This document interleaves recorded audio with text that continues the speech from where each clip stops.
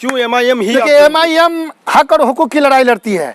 हम ये अख्तरुल ईमान साहब और हमारे मतलब राष्ट्रीय अध्यक्ष असदुद्दीन अवैसी साहब के बहुत बड़े फैन हैं, क्योंकि उनका जो आज जो मसला है वो हक और हुकूक की लड़ाई लड़ रहे हैं। हक के लिए वो अपनी जान कुर्बान करने वाले लोग हैं, तो उनसे प्रभावित होकर के आज वो जो दबे कुचलों का, चाहे वो दलितों का, अल्पसंख्यकों का आवाज़ उठा रहे हैं। अगर वो नहीं हो तो आज इनके लिए कोई पूछने वाला नहीं होगा, कोई जानने वाला नहीं होगा कि आज अल्पसंख्यकों के साथ क्या ज्यादतियाँ हो रही है, दलितों के साथ क्या ज्यादतियाँ। चूँकि ये दबे कुचलों की आवाज़ उठाती है, इंसाफ की बात करती है और अवाम के हक की लड़ाई लड़ती है, इसलिए लोग इनको वोट देंगे। विकास की बात की जाए, जिस बदहाली का आप दौरा कर रहे हैं और जब बदहाली में रिलीफ पहुंचा रहे हैं, अगर आप लोग यहाँ से कामयाब होंगे तो फिर आप लोग भी पटना में सुकून की नींद सोएंगे या फिर इनको लोगों को सुकून की नींद सुलाएंगे? नहीं, ऐसी बात नहीं है। हम लोग तो मतलब जन जन तक पहुँचने की कोशिश। मशारिब इरफानी, आप तमाम लोगों का इस्तकबाल है खबर एमआईएम में। आज हम लोग मौजूद हैं बहादुरगंज विधानसभा में, जहाँ एआईएमआईएम के नेता जो पिछले दिनों मजलिस इत्तेहादुल मुस्लिमीन की रुकनियत हासिल किए हैं, जनाब अंजार नईमी साहब, जो पिछले दिनों आरजेडी के उम्मीदवार भी रह चुके हैं, आरजेडी से चुनाव भी लड़ चुके हैं और इस बार एमआईएम से चुनाव लड़ने का दावेदारी भी किए हैं। मजलिस इत्तेहादुल मुस्लिमीन से क्या आने वाला बिहार विधानसभा चुनाव में इनका चुनाव लड़ना तय है या फिर पार्टी का फैसला जो होगा, वो सारे सवालात इनसे करेंगे। लेकिन आज खास तौर से एक सवाल इनसे ज़रूर पूछेंगे कि जो ये रिलीफ लेकर के निकले हैं, इसमें आखिर किसको दोष देंगे और किसको मदद देंगे, दोनों चीज़ें सामने में होती है। सबसे पहले सर आपका हम खैर मकदम कर दें।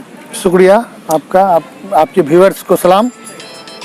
सर आज आप कुछ सामान लेकर के निकले हैं जी, तो किन लोगों को देना चाहते हैं?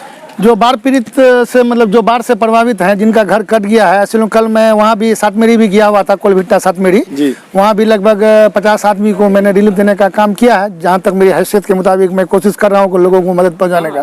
वैसे शुरू से मैं समाज सेवा से जुड़ा हुआ हूँ और लोगों की मदद मैं शुरू से ही कर रहा हूँ। गरीबों का, जो दबे कुचले लोगों का मैं शुरू से ही मदद कर रहा हूँ। और आज मेरा प्रोग्राम है मटियारी माली टोला का, जो वहाँ बहुत बुरी तरह से लोगों का मतलब गांव ही तबाह हो चुका है। लगभग 100-125 परिवार है।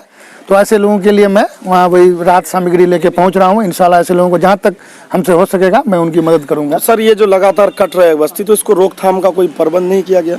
इसके लिए देखिए, जो मौजूदा हमारे रहनुमा है, ऐसे लोगों को ही चाहिए था कि इसके लिए कोई मास्टर प्लान बना करके, जबकि ये कोई खास हम नहीं समझते हैं कि इसमें दिक्कत थी। अगर इसको बोल्डर पिचिंग करके 20 फीट तक चौड़ा करके, अगर जहाँ जहाँ गांव है, ये गांव के आगे 100 मीटर, गांव के पीछे 100 मीटर अगर कर दिया जाता तो मेरा सारा गांव सुरक्षित रहता।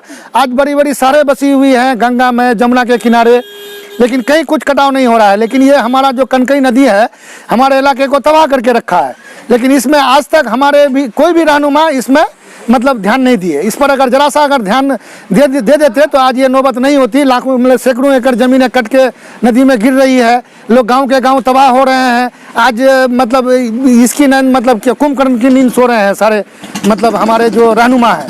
आज गरीब लोग परेशान हाल हैं, ये हैं मतलब सारे लोगों का स्वास्थ्य की समस्या है। मतलब हर तरह का लोग, एक एक आदमी हम समझते हैं 10-10, 12 बार घर कट करके उनका जगह जगह शिफ्ट करते हैं, फिर काट देते हैं। ऐसे लोगों के पास ज़मीन भी नहीं बचा है कि वो दूसरी जगह जाके शिफ्ट करें, वो रोड के किनारे जाके आज बस रहे हैं। सर ये जो बदहाली आप किस्सा सुना रहे हैं, किस्सा ही, क्योंकि काल्पनिक बात हो जाती है ऐसे समय में ऐसे हालात होना, क्योंकि 2020 है और हिंदुस्तान में इस तरह के हालात एक किस्सा के तरह मानने लगता है, लेकिन हकीकत है। तो सीमांचल जो इतना बड़ा बदहाल है, इसके जिम्मेदार आप पटना, दिल्ली या फिर क्षेत्रीय नेता किसको ठहराते हैं?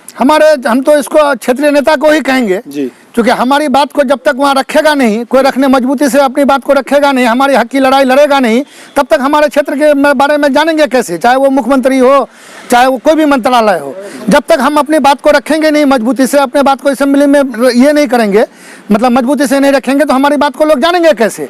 लोग जानते भी नहीं है कि हमारे इलाके में आज कोसी का जो क्षेत्र है जो तबाह हुआ, वहाँ आज सरकार संपूर्ण रूप से, आज केंद्र सरकार भी वहाँ ध्यान दे रही है, लाखों का वहाँ स्कीम चल रहा है, लेकिन यहाँ आज कुछ नहीं है, चूँकि हमारे रहनुमा इस बारे में ध्यान केंद्रित ही नहीं कराया, चाहे वो केंद्र का हो चाहे राज्य सरकार का हो। इसलिए आज हम लोग पिछड़े हैं, दबे कुचले हैं। चलिए सर, आप एक एमआईएम में आने का मकसद क्या आपका? क्यों एमआईएम ही? देखिए एमआईएम हक और हुकूक की लड़ाई लड़ती है। हम ये अख्तरुल ईमान साहब और हमारे मतलब राष्ट्रीय अध्यक्ष असदुद्दीन अवैसी साहब के बहुत बड़े फैन हैं, क्योंकि उनका जो आज जो मसला है वो हक और हुकूक की लड़ाई लड़ रहे हैं, हक के लिए वो अपनी जान कुर्बान करने वाले लोग हैं।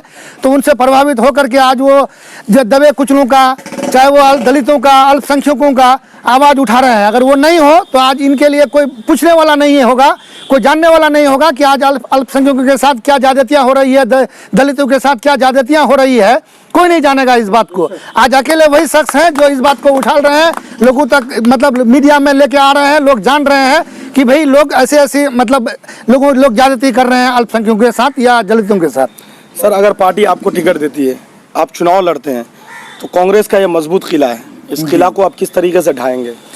कांग्रेस का चेहरा सामने आ चुका है लोगों के सामने।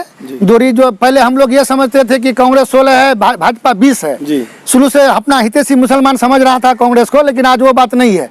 आज स्थिति ये है कि लोग जान गए हैं। आज आप देख भी रहे होंगे, दिग्विजय सिंह जी ने कहा कि हम लोग तो 1989 में ही मतलब भूमि पूजन कर चुके थे। जी। आज ये दिखावा कर रही है भाजपा, आज भूमि पूजन कर रहा है। तो ये तो 1989 में हम लोग कर चुके हैं। और रहा सवाल कि आज हमारे प्रियंका गांधी, उसके बाद शाहजादा हमारा राहुल गांधी, वो भी बोल रहे हैं कि वो ट्वीट करके ये दे रहे हैं कि हमें राजीव गांधी का सपना था भव्य मंदिर निर्माण का। बिल्कुल। तो जाहिर सी बात है कि उनका जो दोहरा चरित्र है, उनका जो चेहरा है सामने आ चुका है। तो आज मुसलमान भी ये समझ रहा है, या दलित लोग या जो भी है अल्पसंख्यक लोग ये समझ रहे हैं कि ये सिर्फ दिखावा कर रहे थे, दोनों 20-20 ही है, इससे मतलब दोनों में कोई फर्क नहीं है। उनका असली चेहरा लोगों के सामने आ चुका है, तो इसलिए लोग इससे मतलब समझ रहे हैं अच्छी तरह से। सर, अवाम मजलिस इत्तेहादुल मुस्लिमीन को वोट क्यों दें? चूँकि ये दबे कुचलों की आवाज़ उठाती है, इंसाफ की बात करती है और अवाम के हक की लड़ाई लड़ती है, इसलिए लोग इनको वोट देंगे। विकास की बात की जाए, जिस बदहाली का आप दौरा कर रहे हैं और जब बदहाली में रिलीफ पहुंचा रहे हैं, अगर आप लोग यहाँ से कामयाब होंगे तो फिर आप लोग भी पटना में सुकून की नींद सोएंगे या फिर इनको लोगों को सुकून की नींद सुलाएंगे? नहीं, ऐसी बात नहीं है। हम लोग तो मतलब जन जन तक पहुंचने की कोशिश करेंगे। जो अंतिम पायदान पर जो लोग हैं, ऐसे लोगों तक पहुंचकर उनके विकास के लिए सोचेंगे। जी जी। और मेरे बारे में जहाँ तक सवाल है, लोग जानते ही भी हैं कि मैं हमेशा गरीबों के साथ रहा हूँ, गरीबों की मदद करते रहा हूँ और इंशाल्लाह मैं इसमें हमेशा तत्पर रहूँगा। अक्सर नेता इलेक्शन में कहते हैं गरीबी हटाओ, लेकिन जब चुनाव जीतने के बाद गरीबों को हटाओ, अपने दरबार तक जाने नहीं देते हैं नेता लोग। ऐसा लोगों का ये रहा होगा, लेकिन मेरे बारे में सारे लोग जानते हैं कि मैं हमेशा गरीबों से मिलजुल कर, उनसे कदम से कदम मिलाकर चलने वाला आदमी हूँ, जमीन से जुड़ा हुआ आदमी हूँ और इंशाल्लाह हमेशा गरीबों की मदद ही करते रहा हूँ और लोग मुझे अच्छी तरह जानते हैं। एक बात और बहादुरगंज विधानसभा से कही जा रही है लोगों के द्वारा कि अगर मजलिस इत्तेहादुल मुस्लिमीन या मजबूती से चुनाव लड़े, कांग्रेस भी लड़े, तो बीजेपी जीत जाएगी। नहीं, ऐसा नहीं है।